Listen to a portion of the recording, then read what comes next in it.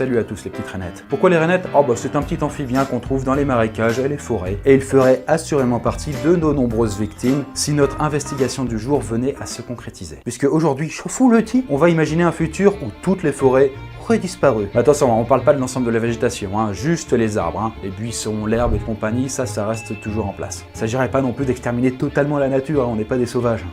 Attends, vous connaissez la plus grande forêt du monde, l'Amazonie. Et actuellement dans cette forêt, nous en sommes déjà à près de 800 000 km² de forêt déboisée. Pour vous faire un point de comparaison, c'est comme si tout le territoire français, voire un peu plus, avait été rasé. Et cela est majoritairement dû à l'élevage et à la culture du soja OGM, qui sert à nourrir le bétail et qui produit aussi beaucoup de CO2 lors de son transport. Et pour cette vidéo, j'ai été contacté par la marque Sojasun, qui fête actuellement ses 30 ans, et qui a été la première marque, si vous ne le saviez pas, à lancer des produits frais à base de soja sur le marché français. Et pour l'occasion, ils nous ont envoyé plein de petits produits sympas directement chez nous.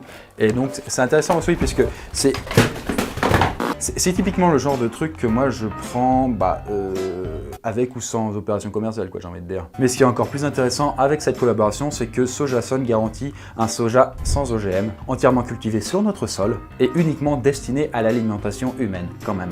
Pas pour le bétail. Et donc du coup, avec eux, c'est l'occasion de faire passer un petit message écolo tout en parlant de déforestation. Tout en m'aidant à faire vivre ma société Le Cundar de 9 personnes et à financer du coup tous nos futurs projets.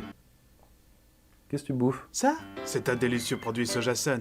Excellent pour la santé. Qu'est-ce que c'est que cette voix à la con? Sojasun rend aussi ma voix plus virile. Tu devrais essayer. C'est ça, tire-toi.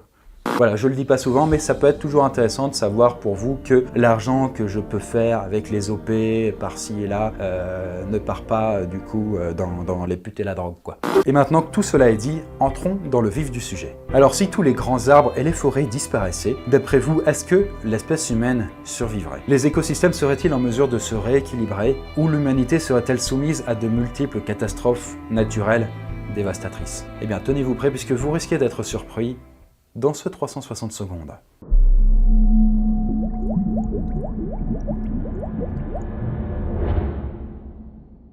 Imaginez que vous rendez à la campagne pour profiter d'un petit peu d'air pur, mais vous ne voyez sur votre route que des étendues désertiques, quelques champs et des prairies créées artificiellement. Vous essayez alors de vous enfoncer dans les terres, mais vous ne trouvez aucun groupement d'arbres, plus aucune forêt. Et il semble que la situation soit la même sur tous les continents. Alors, avez-vous une petite idée de ce qui aurait pu produire de tels bouleversements? Eh bien déjà, les élevages et les cultures ont éradiqué de grandes parties de la forêt. Et les quelques programmes de protection pour l'environnement n'ont pas réussi à calmer l'appétit des grands industriels de l'agroalimentaire. Les cultures d'huile de palme, de soja OGM et de canne à sucre ont elles aussi été un véritable fléau pour la végétation. Ensuite, nos villes se sont de plus en plus étendues pour répondre aux besoins de la population de plus en plus croissante, et donc l'urbanisation effrénée a détruit le peu de forêt qui restait encore. Et puis le bois utilisé pour se chauffer, ainsi que le trafic de bois tropicaux ont fini d'achever le peu de forêts restantes. Et malgré les actions des associations écologiques, le crime organisé s'est chargé de débiter le reste de forêts vierges et d'étendues boisées.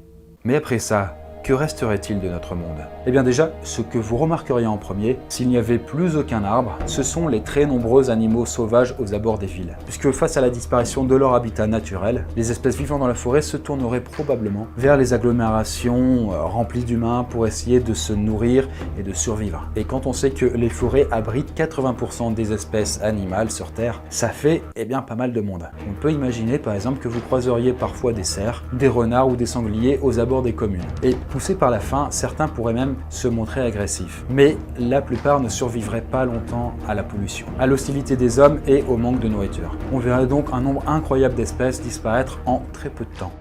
Et parlons maintenant donc du coup de ce fameux air de campagne si pur que vous appréciez tant. Eh bien du coup, il serait plus aussi pur qu'avant. Alors malgré le fait que 80% de l'oxygène ne provient pas des forêts, non, mais plutôt des océans, les 20% restants sont majoritairement produits par les arbres. Et donc du coup, si ces derniers n'existaient plus, on serait privé de 20% de notre oxygène. Notre air se chargerait alors un peu plus en CO2 et cela risquerait d'accélérer fortement le réchauffement climatique. Et actuellement, sachant que 1/6 de toutes les émissions de CO2 sont dus à la déforestation, ça n'irait pas en s'arrangeant. Mais ce qui nous choquerait sans doute le plus, c'est de voir que la plupart des anciennes forêts se seraient changées en désert. Vous verriez alors s'étendre à l'entrée des campagnes d'immenses étendues sèches, et les arbres n'étant plus là pour retenir l'eau de pluie et protéger le sol des érosions et des dégradations, vous assisteriez parfois à de gigantesques coulées de boue meurtrières et à des glissements de terrain dévastateurs. Et si vous viviez du coup dans une région propice aux intempéries, voilà, aux tempêtes si vous préférez, il est possible que vous observiez régulièrement des cyclones et des ouragans. Car les forêts ne seraient plus là du coup pour faire barrage. Pardon. Ouais, bah, du coup, heureusement que tu es transparent.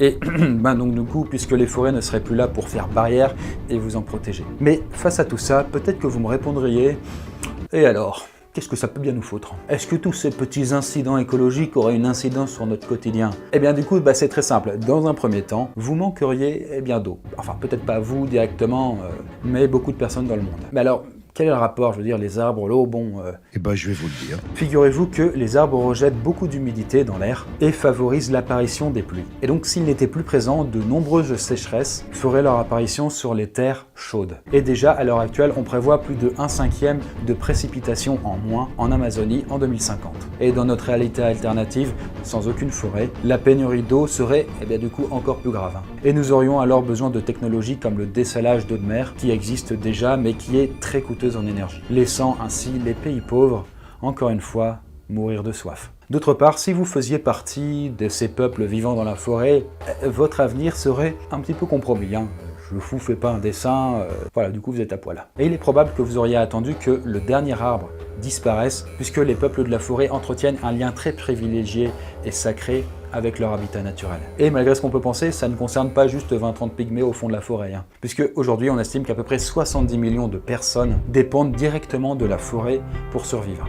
Voilà, pour vous rendre compte, c'est l'équivalent de plus de la totalité de la population française. Et maintenant, on en arrive au point le plus amusant, celui des épidémies. Et oui, puisqu'on ne le sait pas assez, mais les forêts nous aident à contenir les maladies, car elles maintiennent les animaux contaminés loin de l'homme. Et si elles n'étaient plus là, comme les animaux qui vivaient dedans se mettraient à errer, vous pourriez beaucoup plus facilement être atteint par un virus que vous n'auriez jamais vu et auquel vous n'êtes même pas immunisé, ou vacciné. Voilà, que diriez-vous par exemple du paludisme ou la malaria de son petit autre nom intime? Et oui, puisque plusieurs études très sérieuses ont montré que la déforestation en Amazonie notamment avait entraîné une hausse significative des cas de paludisme. Sinon, laissez-moi regarder. Ah, on a aussi le virus Ebola. Lui aussi, on l'a en stock, il est dans les cartons. Et selon l'épidémiologiste Jonathan Epstein, ce virus a l'habitude de sévir dans la jungle et est souvent transporté par les chauves-souris qui y vivent. La déforestation et l'activité humaine aux abords donc du coup des forêts poussent ces animaux à avoir de plus en plus de rapports étroits avec les hommes et donc facilitent le déclenchement des épidémies. Voilà, plutôt joyeux, n'est-ce pas? Mais rassurez-vous, la France est un pays plutôt chanceux,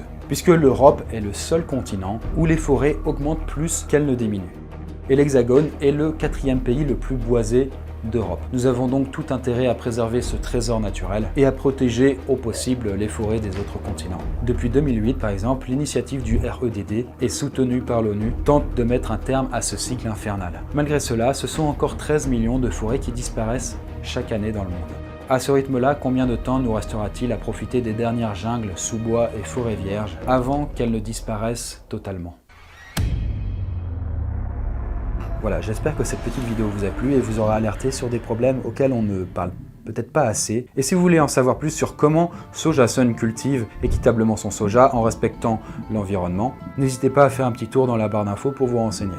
Vous savez peut-être d'ailleurs que le soja fait partie des meilleures alternatives à la viande et qu'il offre lui aussi un très haut taux en protéines. Et du coup, quand il est sainement cultivé, pas comme les sojas américains, Monsanto, compagnie, il peut aider à garder une alimentation éthique et responsable. Et de plus, les véhicules Sojasun utilisent du carburant vert afin de limiter au maximum leur empreinte carbone. Du coup, ils n'ont pas besoin d'utiliser d'essence et compagnie. Ils vendent divers produits de consommation dans des tas de gammes différentes, bien entendu pour les végétariens, mais aussi bien sûr pour les flexivores et tous les gens qui seraient peut-être susceptibles de faire attention à ce qu'ils bouffent et à l'environnement. Et oui, puisque comme on l'a vu dans la vidéo, il y a un lien plus ou moins direct avec la déforestation. Sur ce, je vous plaque la bise sur vos deux nageoires et je vous dis à très bientôt dans une prochaine vidéo.